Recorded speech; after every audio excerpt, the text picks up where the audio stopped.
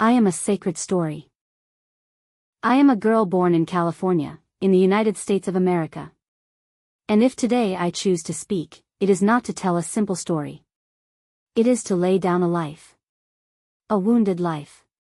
A silent life. A life that remained invisible for a long time. I want to share with you something that happened to me on a Sunday. An ordinary Sunday, December 28th, inside a church. An ordinary church, lost in the noise of a restless world. Yet on that day, for me, time stopped. And my life changed forever. I deeply believe that what I lived that day can change the life of someone listening to me right now.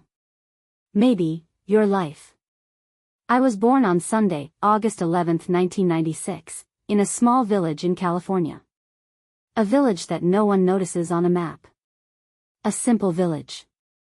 A poor village. I was born into a poor family. Poor not in dignity, but poor in means. My parents lived from agriculture and livestock. They worked the land. They woke up early. They came home late. They were always exhausted. And yet, it was never enough. Growing up poor in a rich country does not only mean lacking money, it means growing up with a constant feeling of not belonging. As if you are always walking behind others. As if you are watching life pass, without ever catching up.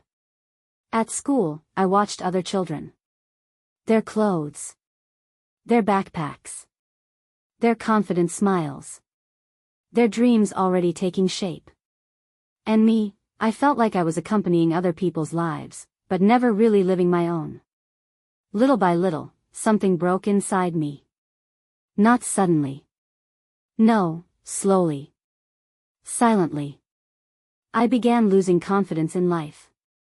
I began losing confidence in myself. I still believed in God, yes, but deep inside my heart, I kept asking, why is nothing moving forward? Why do my efforts lead nowhere? Church became the only place where I could cry without shame. The only place where I could lay down my sadness.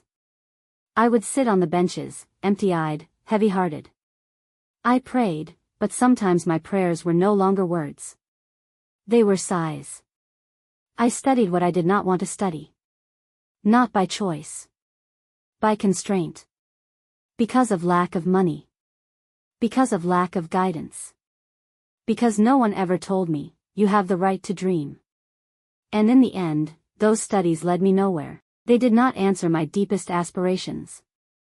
They did not nourish my soul. I lacked motivation, because I lacked hope. Poverty does not only steal money from you. It steals your inner security. Every end of the month was a battle. Paying bills. Eating. Surviving. I lived in total insecurity. A constant fear of lacking. A constant fear of tomorrow. And in that daily struggle, I closed myself off. I no longer trusted anyone. No one at all. I was convinced that even the world had lost trust in me. As if my very existence was a burden. Then came the betrayals. The kind that kills slowly. I saw people close to me die, not always a physical death. But a death caused by betrayal. By members of my own family. Yes, family members. Yet strangers. At that moment, something died inside me. I stopped believing that it was possible to get close without danger.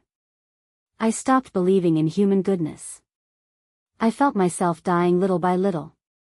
And I say this without exaggeration. Yes, I was already almost dead inside. And yet, life still had an appointment with me. On December 28th, I was in Chicago.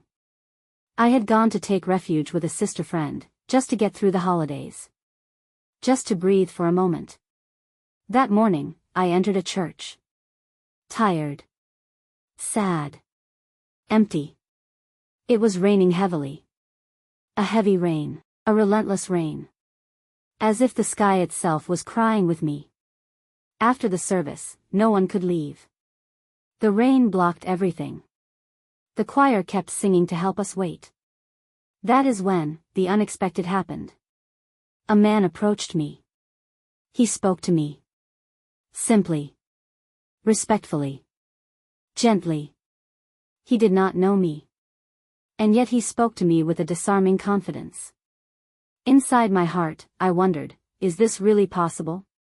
Next to me were wealthy people. Well-dressed. Respected elders of the church. In my mind, I said to myself, they deserve his attention, not me. A few minutes later, a very rich and well-known man from that church came close to him. He whispered in his ear, "Let's go, the rain has stopped." And then, the man who was talking to me answered, "Go ahead. I'll follow later. I am talking with my sister. I am not finished." At that moment, tears filled my eyes. I did not understand. I could not believe it. I asked him, "Are you serious? You refuse to leave with a rich man, just to stay here with me?" Then he looked at me, and he spoke a sentence that saved my life. Every human being is a sacred story. Man is created in the image of God. At that precise moment, I looked at myself differently. For the first time in my life, I realized that I was not different from others. That my poverty did not define my worth. That my wounds did not cancel my dignity. I understood that I could be happy. That I could trust again. That I was not born by accident. I saw clearly that I mattered. Not only to the man standing in front of me, but to God. And to humanity. If I am sharing my story today, it is for you. For you, young girl discouraged by life. For you, wounded soul who can no longer trust. For you, broken heart that feels invisible. You must understand this, you are a sacred story. God writes straight with crooked lines. Even when you understand nothing. Even when everything seems lost. Sometimes, we do not need money. Nor wealth. Nor recognition. We only need to be aware that we are precious in God's eyes. Everything else follows. With determination. With commitment. With the courage to live. Have a positive impact on the life of humanity. Even with a simple look. Even with a word. Even with your presence. Do not call me anymore by the name you know. From now on, call me, the happy one. This was my story, and it is sacred.